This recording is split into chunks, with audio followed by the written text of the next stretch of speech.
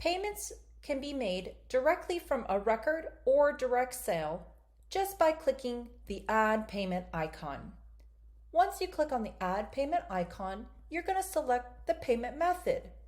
You'll also enter the actual payment amount that's being collected. The date and time will automatically appear as a default. Once you collect all the relevant information, click on Save. The payment will be displayed in the payment area of the billing section from the record and from the direct sale. Here you can see the exact time and date of the transaction, if there's any description, the amount collected, as well as the payment method.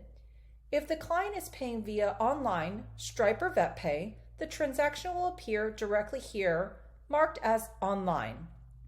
If you're collecting a split payment, which means the additional amount is due, you click on Add Payment.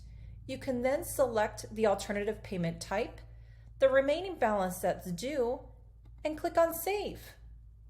This will now mark this payment method as cash as well as check, the payment amount in which was split, the remaining amount due.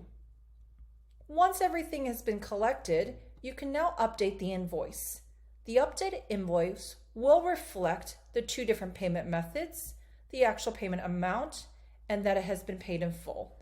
All the remaining information reflects the itemized transactions, as well as what services and products were provided during the visit.